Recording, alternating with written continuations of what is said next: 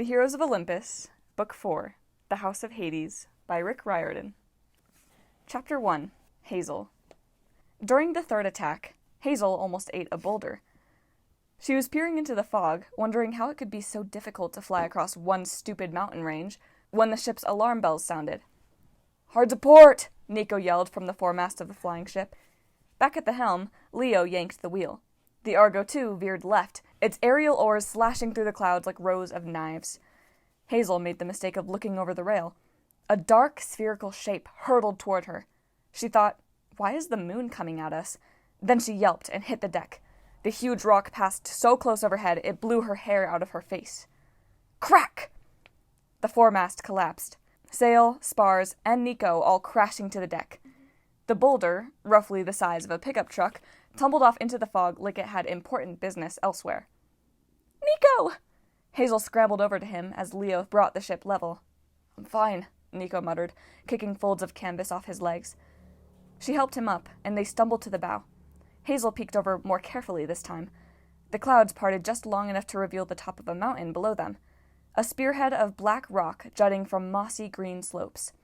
Standing at the summit was a mountain god, one of the Numinum Montanum, Jason had called them, or Ori in Greek. Whatever you call them, they were nasty. Like the others they had faced, this one wore a simple white tunic over skin as rough and dark as basalt. He was about 20 feet tall and extremely muscular, with a flowing white beard, scraggly hair, and a wild look in his eyes like a crazy hermit. He bellowed something Hazel didn't understand, but it obviously wasn't welcoming. With his bare hands, he pried another chunk of rock from his mountain and began shaping it into a ball. The scene disappeared in the fog, but when the mountain god bellowed again, another Numina answered in the distance, their voices echoing through the valleys. "Stupid rock gods!" Leo yelled from the helm. "That's the third time I've had to replace that mast. You think they grow on trees?" Nico frowned. "Masts are from trees." "That's not the point!" Leo snatched up one of his controls, rigged from a Nintendo Wii stick, and spun it in a circle. A few feet away, a trapdoor opened in the deck. A celestial bronze cannon rose. Hazel just had time to cover her ears before it discharged into the sky, spraying a dozen metal spheres that trailed green fire. The spheres grew spikes in midair, like helicopter blades, and hurtled away into the fog. A moment later, a series of explosions crackled across the mountains, followed by the outraged roars of mountain gods. "Ha!" Leo yelled. Unfortunately, Hazel guessed, judging from their last two encounters, Leo's newest weapon had only annoyed the Numina. Another boulder whistled through the air off to their starboard side. Nico yelled, "Get us out of here!" Leo muttered some unflattering comments about Numina, but he turned the wheel. The engines hummed. Magical rigging lashed itself tight, and the ship tacked to port. The Argo II picked up speed, retreating northwest, as they'd been doing for the past 2 days. Hazel didn't relax until they were out of the mountains. The fog cleared. Below them, morning sunlight illuminated the Italian countryside, rolling green hills and golden fields not too different from those in Northern California. Hazel could almost imagine she was sailing home to Camp Jupiter. The thought weighed on her chest. Camp Jupiter had only been her home for 9 months, since Nico had brought her back from the underworld. But she missed it more than her birthplace of New Orleans, and definitely more than Alaska, where she died back in 1942. She missed her bunk in the 5th Cohort barracks. She missed dinners in the mess hall, with the wind spirits whisking platters through the air and legionnaires joking about the war games. She wanted to wander the streets of New Rome, holding hands with Frank Zhang. She wanted to experience just being a regular girl for once, with an actual sweet, caring boyfriend. Most of all, she wanted to feel safe. She was tired of being scared and worried all the time. She stood on the quarterdeck as Nico picked mast splinters out of his arms, and Leo punched buttons on the ship's console. "Well, that was sucktastic," Leo said. "Should I wake the others?" Hazel was tempted to say yes, but the other crew members had taken the night shift and had earned their rest. They were exhausted from defending the ship.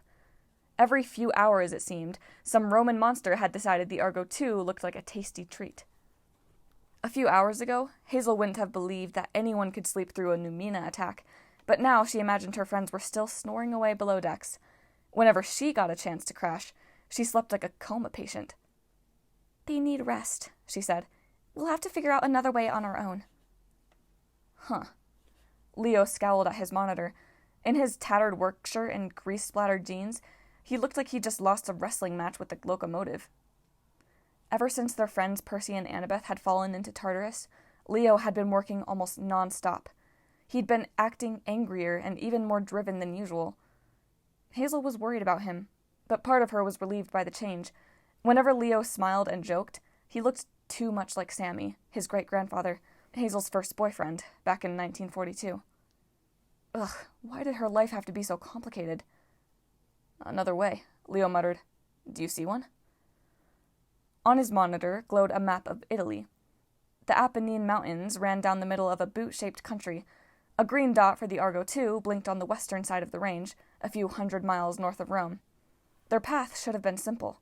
They needed to get to a place called Epirus in Greece and find an old temple called the House of Hades, or Pluto, as the Romans called him, or as Hazel liked to think of him, the world's most absent father. To reach Epirus, all they had to do was go straight east, over the Apennines and across the Adriatic Sea. But it hadn't worked out that way. Each time they tried to cross the spine of Italy, the mountain gods attacked. For the past 2 days, they'd skirted north, hoping to find a safe pass, with no luck. The Numina Montanum were sons of Gaia, Hazel's least favorite goddess. That made them very determined enemies. The Argo II couldn't fly high enough to avoid their attacks, and even with all its defenses, the ship couldn't make it across the range without being smashed to pieces. It's our fault, Hazel said. Nico's and mine. The Numina can sense us. She glanced at her half-brother. Since they'd rescued him from the giants, he'd started to regain his strength, but he was still painfully thin. His black shirt and jeans hung off his skeletal frame. Long dark hair framed his sunken eyes.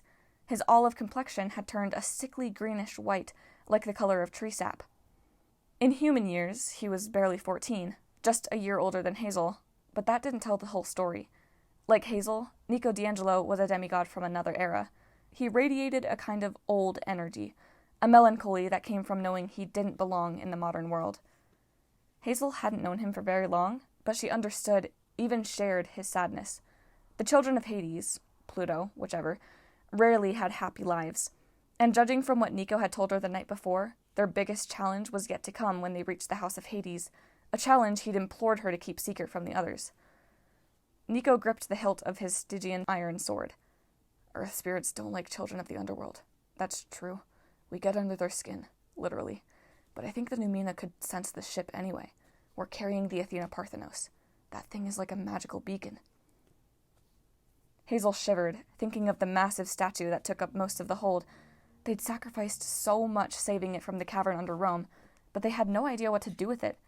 So far, the only thing it seemed to be good for was alerting more monsters to their presence.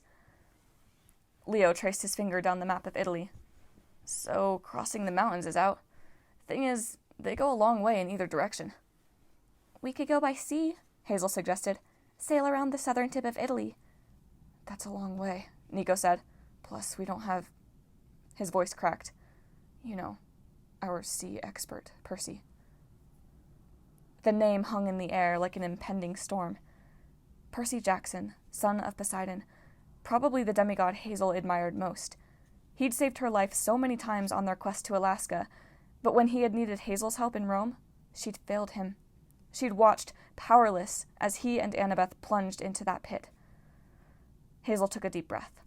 Percy and Annabeth were still alive. She knew that in her heart. She could still help them if she could get to the House of Hades, if she could survive the challenge Nico had warned her about. What about continuing north? She asked. There has to be a break in the mountains, or something. Leo fiddled with the bronze Archimedes sphere that he'd installed in the console, his newest and most dangerous toy. Every time Hazel looked at the thing, her mouth went dry. She worried that Leo would turn the wrong combination on the sphere and accidentally eject them all from the deck, or blow up the ship, or turn the Argo II into a giant toaster. Fortunately, they got lucky. The sphere grew a camera lens and projected a 3D image of the Apennine Mountains above the console. I don't know. Leo examined the hologram. I don't see any good passes to the north, but I like that idea better than backtracking south. I'm done with Rome. No one argued with that. Rome had not been a good experience. Whatever we do, Nico said, we have to hurry. Every day that Annabeth and Percy are in Tartarus. He didn't need to finish. They had to hope Percy and Annabeth could survive long enough to find the Tartarus side of the Doors of Death. Then, assuming the Argo II could reach the House of Hades, they might be able to open the doors on the mortal side, save their friends, and seal the entrance, stopping Gaia's forces from being reincarnated in the mortal world over and over. Yes, nothing could go wrong with that plan. Nico scowled at the Italian countryside below them. Maybe we should wake the others. This decision affects us all. No, Hazel said. We can find a solution. She wasn't sure why she felt so strongly about it, but since leaving Rome, the crew had started to lose its cohesion. They'd been learning to work as a team. Then, bam! Their two most important members fell into Tartarus. Percy had been their backbone. He'd given them confidence as they sailed across the Atlantic and into the Mediterranean. As for Annabeth, she'd been the de facto leader of the quest. She'd recovered the Athena Parthenos single-handedly. She was the smartest of the seven, the one with the answers. If Hazel woke up the rest of the crew every time they had a problem, they'd just start arguing again, feeling more and more hopeless. She had to make Percy and Annabeth proud of her. She had to take the initiative. She couldn't believe her only role in this quest would be what Nico had warned her of, removing the obstacle waiting for them in the House of Hades. She pushed the thought aside. We need some creative thinking, she said. Another way to cross those mountains, or a way to hide ourselves from the Numina. Nico sighed. If I was on my own, I could shadow travel, but that won't work for an entire ship. And honestly, I'm not sure I have the strength to even transport myself anymore. I could maybe rig some kind of camouflage, Leo said, like a smokescreen to hide us in the clouds. He didn't sound very enthusiastic. Hazel stared down at the rolling farmland, thinking about what lay beneath it, the realm of her father, Lord of the Underworld. She'd only met Pluto once, and she hadn't even realized who he was. She certainly had never expected help from him, not when she was alive the first time, not during her time as a spirit in the underworld, not since Nico had brought her back to the world of the living. Her dad's servant, Thanatos, god of death, had suggested that Pluto might be doing Hazel a favor by ignoring her. After all, she wasn't supposed to be alive. If Pluto took notice of her, he might have to return her to the land of the dead, which meant calling on Pluto would be a very bad idea. And yet... Please, Dad, she found herself praying. I have to find a way to your temple in Greece, the House of Hades. If you're down there, show me what to do.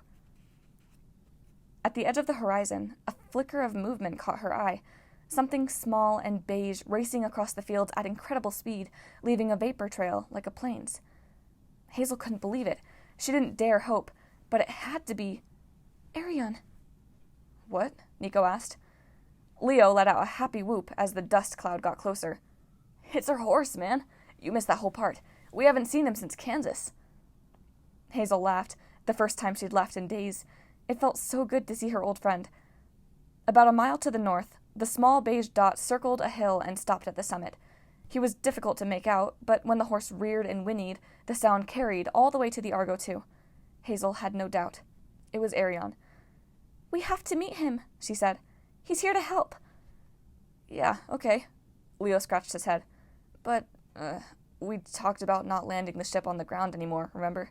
You know, with Gaia wanting to destroy us and all. Just get me close, and I'll use the rope ladder. Hazel's heart was pounding. I think Arion wants to tell me something.